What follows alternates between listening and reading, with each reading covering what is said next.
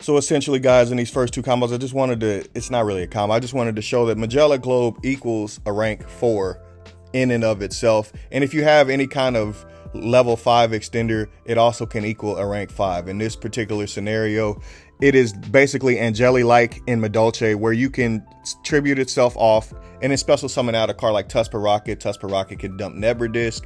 Nebrdisk can bring itself out, and there you have a rank 4 fairly easily. I was just showing Chateau Hilk as an example. As far as another combo, you can do the same thing and summon a rank 5 just as easily if you have a card like Moai in your hand. Akambaro Figures is a really interesting card just because it can always bring itself back out and help you further extend by paying 1,000 life points. But in this particular scenario, you're going for a card like Chronomaly Vamana.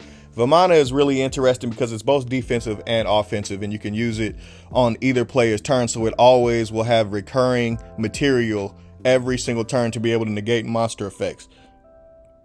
It's really, really solid and really stays out ahead of the game state, so to speak. And the deck definitely needs that. This deck's issue, I'm telling you, is the same issue that it always had, and it's like a 7-year-old deck still that hasn't reinvented itself, and it's just not fast enough for this meta. In this test hand, I just wanted to show, just basic plays. Nebrdisk can add the continuous spell that helps you to have an additional normal summon by paying 500 life points, and then doing pretty much the same thing as you did before, dumping cards to be able to further extend. This deck really needs like entire hands. This deck is very easy for you to understand. You won't struggle at all picking up the deck, but this is just basic combos out of a test hand, a natural test hand that this deck can make to be able to make a rank 4 and a rank 5. In this particular hand, I wanted to show the Chateau Hilk and number 33 Machu Mech. They're both interesting and can help you OTK your opponent, and that's usually how an OTK would look. Obviously, you would have an additional card in your hand if you went second,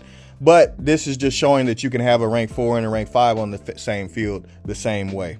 Really, really interesting, really, really decent for how old the deck is and how it hasn't reinvented itself. It's still pretty interesting. I definitely want to get further confirmation. So again, in this test hand, guys, I wanted to show, and I have to get that confirmation on that in the beard because that's gonna bug me for a little bit. But in this hand, I would start off probably normal summoning Nebrdisk, just because it can add any card with Chronomaly in its name pretty much. And you pretty much, if you open up Nebrdisk, you want to grab Chronomaly Temple if you have any type of further extension in your hand or a decent normal summon.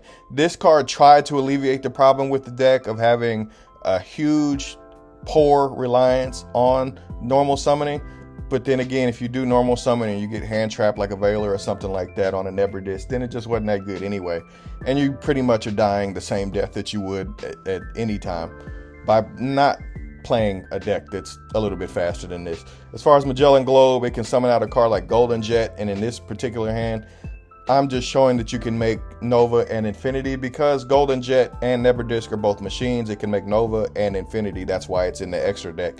In case you were wondering how the hell you turn 2 rocks into a Nova and Infinity, they're not rocks. Some of them are machines, i.e. Nebrdisk, i.e. Magellan Globe.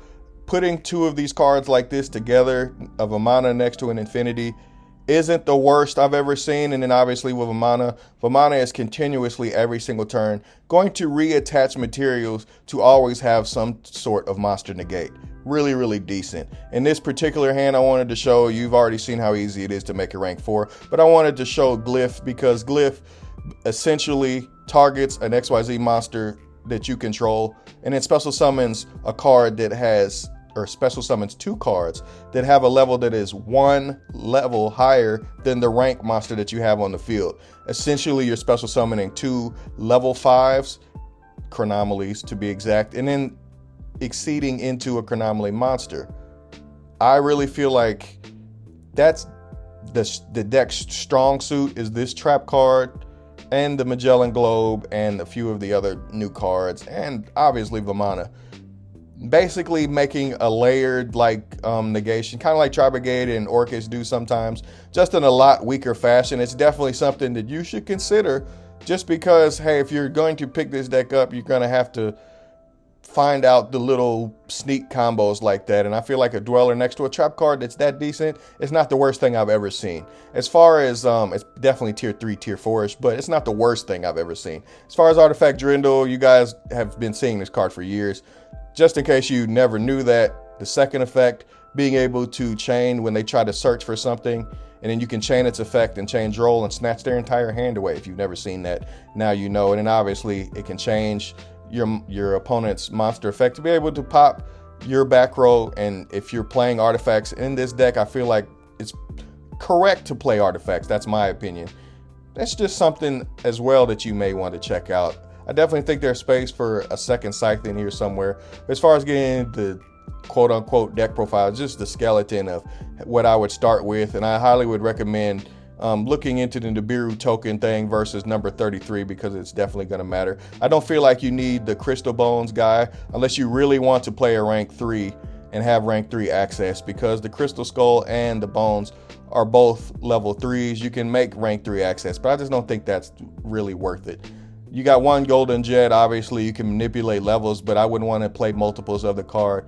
And then with a card like Neberdisc, it pretty much gives you the wheels to be able to extend further into the deck by being able to grab the new Temple card to be able to normal summon, as I explained before. Moai is a free extender out of your hand. Magellan Globe, Magellan, in case you didn't quite catch that, Globe, Magellan. I don't think I need to give you a history lesson, but this new card, Magellan Globe, is definitely the angelic for the deck, and it's essentially them trying to speed the deck up a little bit. It's still not at all enough, but it could be combined with a card like Psyframe Gear Gamma to basically bait your opponent into being able to acid, because it tributes itself off of the field. As far as Tusper Rocket, being able to dump any card, it's probably another one of the great normal summons, because you can dump cards like I Can Borrow Figures and it can bring itself out, Neberdisc and it can bring itself out. And obviously the rest of the cards are pretty much self-explanatory. You have these traps, and you have Trap Chick to be able to grab either one of them. And Glyph is a really powerful card, as is Artifact Sanctum that you already know about. I feel like Ready Fusion is a solid card that you should definitely have in this deck, as well as Instant Fusion. And then the other Chronomaly spell that I didn't talk about is basically a reborn, and then it has some other stacked effects as well. As far as options that you should have down here, I definitely think Iron Call is a decent card, because Magellan Globe and Neberdisc are both machines. Obviously you have Ragnar Zero, because you're going to be manipulating your opponent's attack with cards like Chateau, and being able to up some attacks and lower some attacks is really easy for Ragnar Zero to come out on the field and help you draw a card just in case you need one.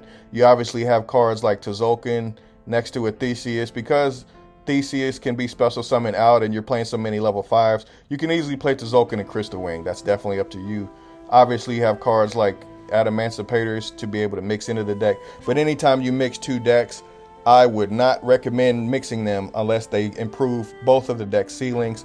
And to me, it actually lowers both of the deck ceilings, because Adamantipator in and of itself is just better.